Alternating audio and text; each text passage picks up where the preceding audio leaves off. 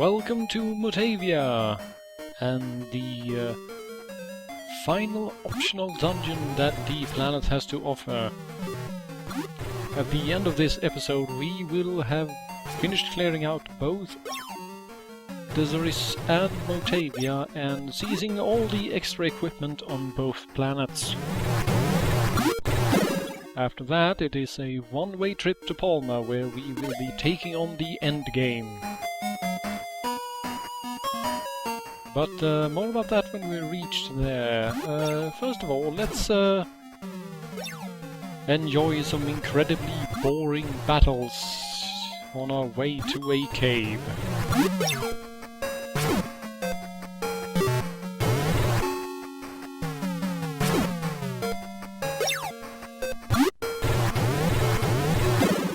And there we go, another Amundsen down, another treasure chest. Wonderful, wonderful. Let's just keep moving, shall we? You may remember this cave. I visited it quite a few episodes ago and decided to, well, not risk it since the party was not quite fit for the fights it had to offer. But now we are in tip-top shape and we have some of the best equipment in the game, so it should work out this time. Hopefully. Look at these scrubs. Tarantulas, really.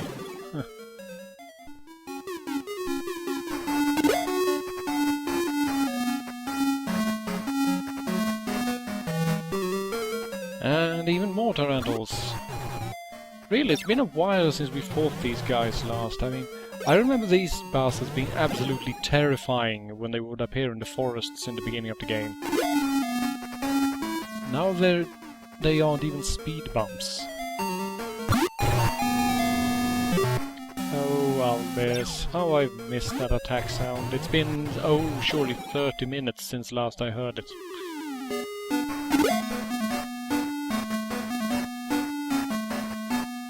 A dead end with a treasure chest and oh, a white mantle. However, that is the equipment that Noah is currently wearing, so that makes no sense.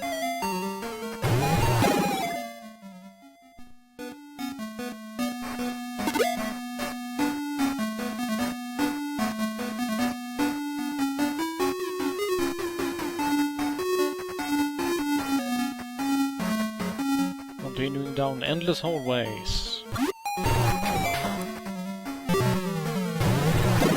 As usual, I am going at this blind, so I don't know what we will find or where. Now, according to NPCs, there's supposed to be a mystic named Tajim down here. What this particular mystic has to offer, I do not know, so let's just hope for the best, I suppose. And by the best I mean less battalions, because goddamn do I hate these bastards. They're like zombies, only even more annoying.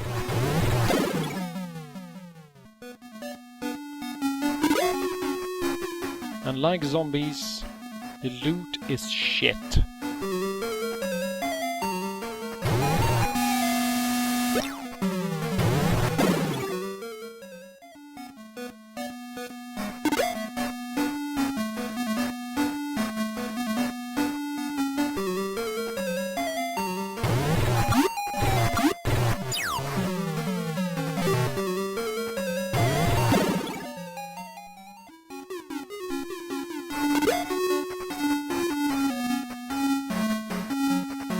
Another dead end. Wonderful.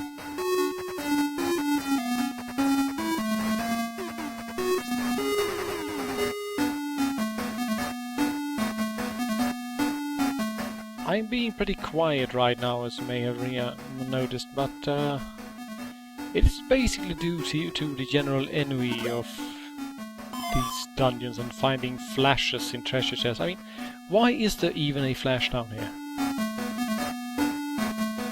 you have no use for a flash in this dungeon. I mean, if you find it, you can clearly already navigate the dungeon.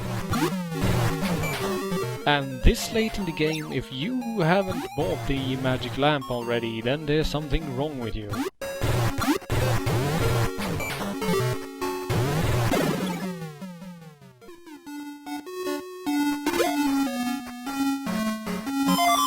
And another flash, wonderful.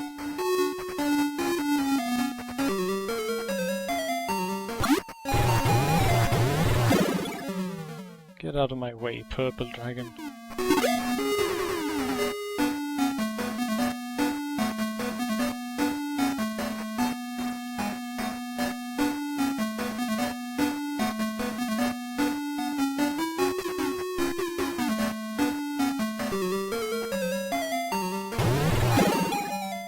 Seriously.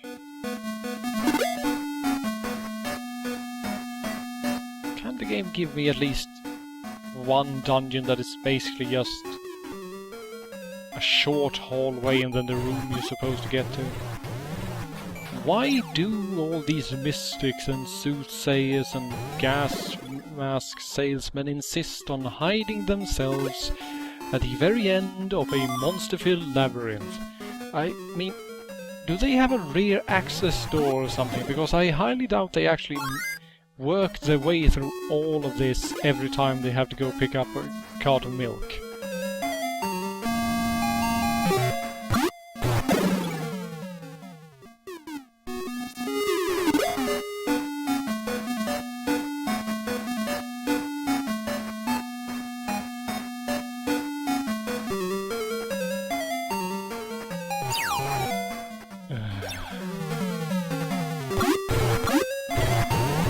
Worst thing is that I can't really offer you anything apart from dungeon crawling for quite a bit longer. Because when we get into the endgame we will be visiting Bahamale, which is, well... You know how most of these dungeons have something like 3 or 4 floors? Well, Bahamale has 25. And we do not have 1 goal in Bahamale, but 3, so that we will be running that dungeon 3 times in a row. Look forward to that.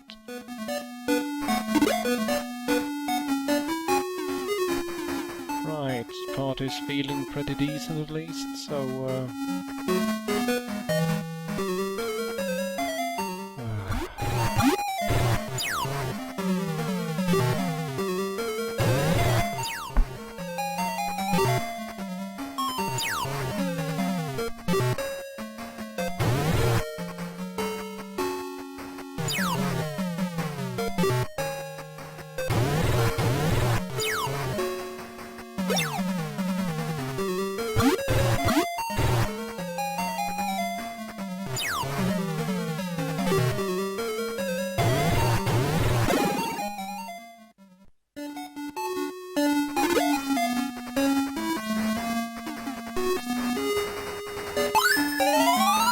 some extra hit points in that man's stats.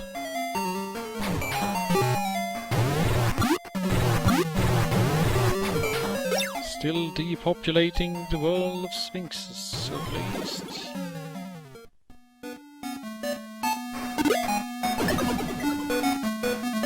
A bomb and a flash. Wonderful, thank you.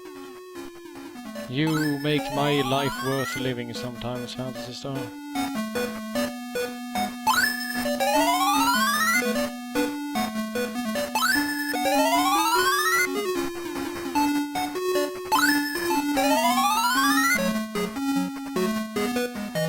Ah, finally, some stairs.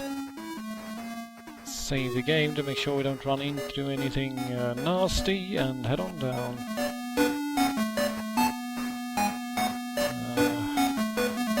I would have preferred something nasty.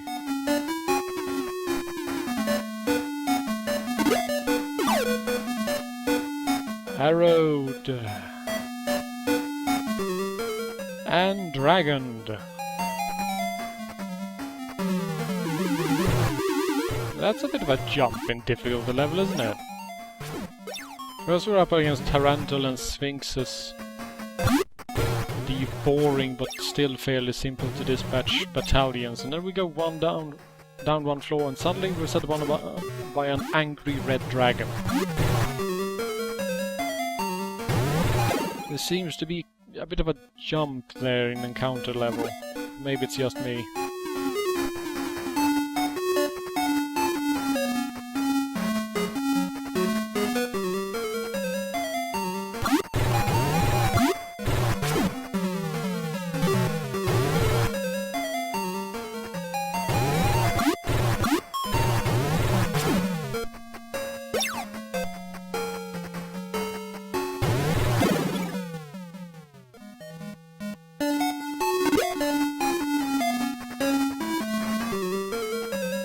Vampires. Really? It feels like they're doing some sort of enemy level countdown here. Red dragon followed by an Amundsen and now vampires. I suppose there's a group of swarms around the corner. Hooray, another flash. I'll be sure to put that to good use. That is, sell it for 10 pesetas, one at a time at the second-hand store. Now that is hilarity. I mean, look at that. The chest the vampires left behind did more damage than a dozen of vampires could have managed in 10 turns.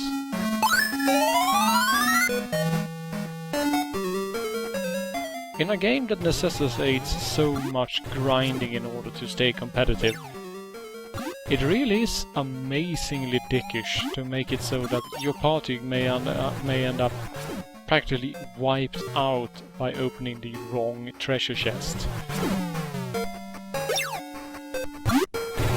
If nothing else, you'd think the party would have learned by now. I mean, use a stick to open the damn things. Don't just walk up, huddle in front of it and slam it open, shoving your faces down there. What do we have here? Looks like a boss door. Let's get some healing on everyone before we step through. And save the game, of course. We don't know what the hell we will be coming up against.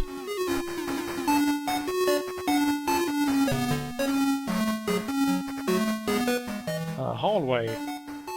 Ah, here we go. I suppose this is the Mystic Tajin. And apparently he's Noah's teacher.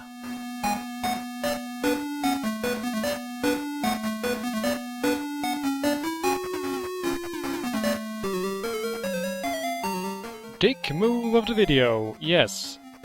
The boss is... First of all, his name is not actually Tajim, but Tarzimal, apparently. And secondly, yes, it is a duel between him and Noah. Now, make a note here that as long as Noah has enough MP to use wind, he is basically the strongest single target fighter in the game. But without any MP, he is practically worthless. So for those people who actually use him as a mage, who manage to get all the way down here, he has something like 6 or 7 MP left. Well, congratulations, you're fighting this boss fight with melee attacks only.